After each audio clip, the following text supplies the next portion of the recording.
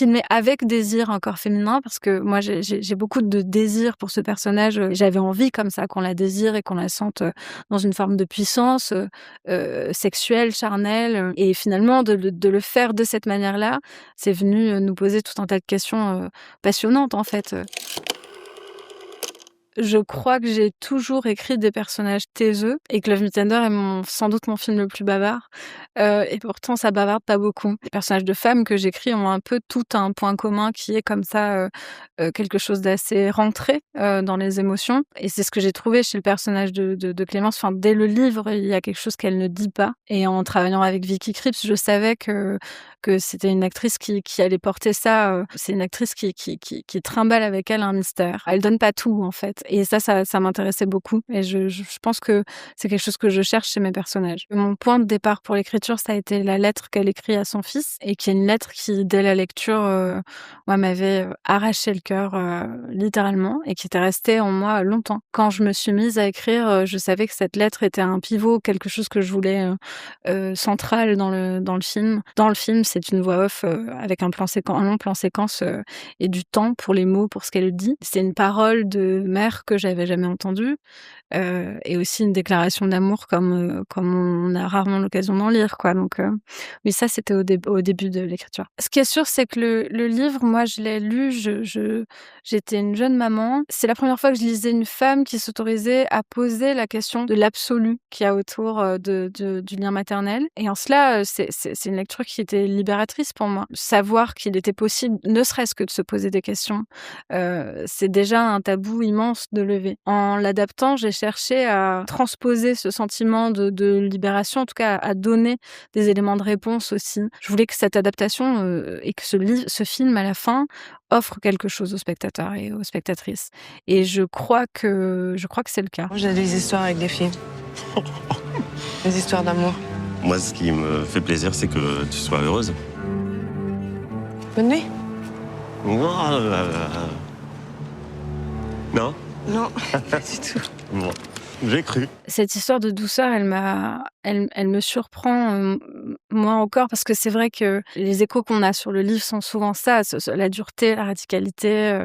Moi, dès la lecture, j'avais de la tendresse pour ce personnage. J'avais une forme je la comprenais, y compris dans les endroits où on est vraiment très différentes l'une de l'autre, où je m'identifiais pas forcément, mais je comprenais son parcours et j'étais en empathie avec elle. C'était simple en cela de traduire de cette tendresse dans mon film, parce que c'est ce que je trimballais avec moi autour de l'histoire. Je pense aussi que c'est au centre de mon travail d'essayer de poser des regards sur des personnages qui soient pas des regards de jugement. La notion de bien, de mal, de est-ce que c'est une bonne mère, est-ce que c'est une bonne compagne, c'est des choses qui m'intéressent assez peu, en fait. J'ai à cœur d'illustrer des personnages qui sont plus complexes que ça et qui ont des parts d'ombre, des choses qui résistent et qui nous résistent aussi en tant que spectateurs, du coup, à ne pas vouloir créer un personnage qui serait un personnage auquel on adhère à 100% et de venir dire ce qu'elle traverse est réellement violent. Elle a un parcours qui dure sur plusieurs années, qui est un parcours de douleur. Et pour autant, on n'a pas besoin, nous, de venir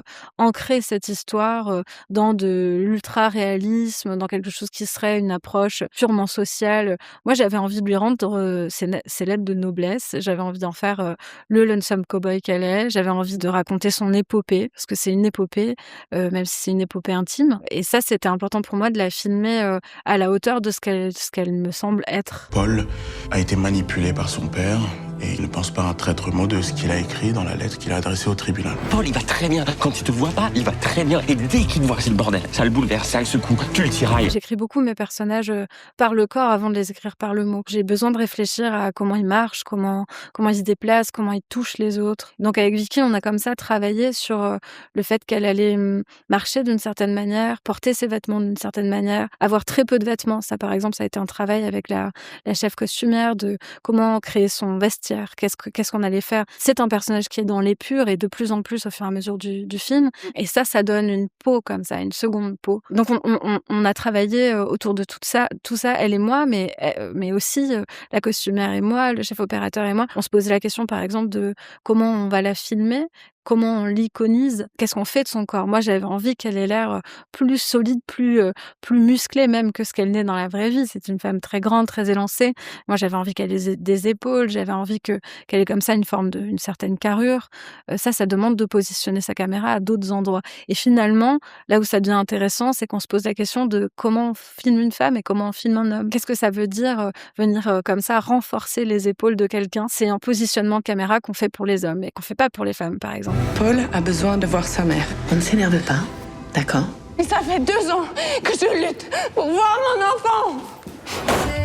Une fête des mères sans lui, de Noël, un anniversaire à lui et tous les autres jours. Ça représente une chance pour moi de faire partie de Ten to Watch parce que on serait bien bête de pas faire attention au rayonnement mondial de nos films. On fait des films pour être vus, pour être entendus, pour être compris. Et je crois que quand ça arrive au-delà des frontières de notre pays, c'est toujours extrêmement joyeux. Moi, je me sens chanceuse de penser que mon film est dans tous les pays où il est actuellement et où il va être distribué prochainement. J'ai déjà pas mal voyagé avec et je vais continuer à le faire. Du coup, c'est aussi une grande joie pouvoir se confronter à d'autres cultures, d'autres façons d'aborder nos questions. C'est toujours extrêmement enrichissant.